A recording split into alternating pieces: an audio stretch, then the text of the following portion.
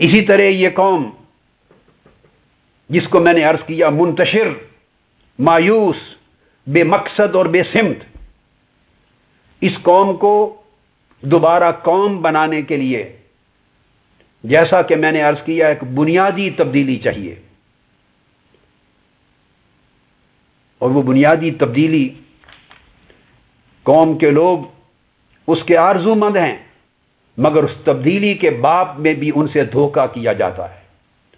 اور ہر 4-5 سال کے بعد تبدیلی کے نام پر انہیں ڈسیپشن، انہیں دھوکہ دیا جاتا ہے۔ جو کچھ 5 سال میں ان کے ساتھ بیتتا ہے، اور اس کرپٹ سسٹم کے نتیجے میں، نااہل قیادتوں کے نتیجے میں، غیر شفاف نظام کے نتیجے میں،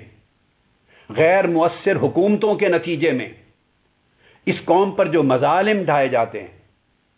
اس قوم کی زندگی کو ظلم کی، محرومی کی چکی میں جس طرح پیسا جاتا ہے، ان کو بنیادی ضرورتوں سے جس طرح محروم کیا جاتا ہے، ان کو خودکشیوں کا تحفہ دیا جاتا ہے، ان کو جان و مال کی ہلاکت کا تحفہ دیا جاتا ہے، انہیں دہشت گردی اور قتل و غارت گری کا تحفہ دیا جاتا ہے، انہیں بجلی، سوئی، گیس، پانی کی بنیادی ضروریات سے محرومی کا تحفہ دیا جاتا ہے، انہیں جاب لیسنس، بے روزگاری کا تحفہ دیا جاتا ہے، انہیں مایوسی کا تحفہ دیا جاتا ہے، انہیں نفرتوں کا تحفہ دیا جاتا ہے، انہیں تعصبات کا، انتہا پسندی کا تحفہ دیا جاتا ہے۔ 5 سال تک یہ اس نظام کے خلاف اپنی نفرت کو پالتے رہتے ہیں، غیظ و غضب کو پالتے رہتے ہیں۔ یہ پرامن قوم امید کی انتظار میں اپنی نفرتوں کو پالتے ہیں، یہ اپنے دشمن کو پہچاننے کی کوشش کرتے رہتے ہیں، مگر بدقسمتی کہ جب جو ہی 4-5 سال پورے ہوتے ہیں یا 3-4 سال پورے ہوتے ہیں، ان کا دشمن دوستی، وفاداری اور محبت کا لباس اوڑھ کر، ان کا دشمن دوستی اور ان سے وفاداری، محبت اور ہمدردی کا لبادہ چہرے پر نقاب اوڑھ کر پھر ان کے سامنے آ جاتا ہے، اور یہ اسی دشمن کو دوستی کے لبادے میں پھر اپنا دوست اور وفادار سمجھ کر اس کے پیچھے لگ پڑتے ہیں۔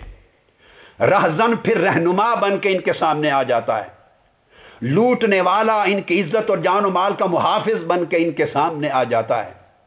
انہیں محرومیوں کی آگ میں جلانے والا دشمن پھر دوبارہ انہیں امید کی کرن دکھانے والا بن کے، دوست بن کے سامنے آ جاتا ہے، اور یہ قوم، بے آگاہ قوم، اپنے دشمن کی پہچان نہ رکھنے والی قوم، اپنی سمت اور اپنا راستہ بھول جانے والی قوم، تباہ حال قوم، بد نصیب قوم پھر اس رہزن کے پیچھے لگ جاتی ہے، اپنے ہی دشمن کے پیچھے لگ جاتی ہے، اور نتیجہ یہ ہوتا ہے کہ 3-4-5 سال میں جو نفرت، غیظ و غضب کی آگ ان کی آنکھوں سے پردہ اٹھا رہی تھی،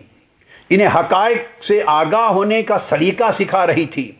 ان کے اندر کچھ شعور پیدا کر رہی تھی، وہ شعور کا چراغ پھر بجھ جاتا ہے،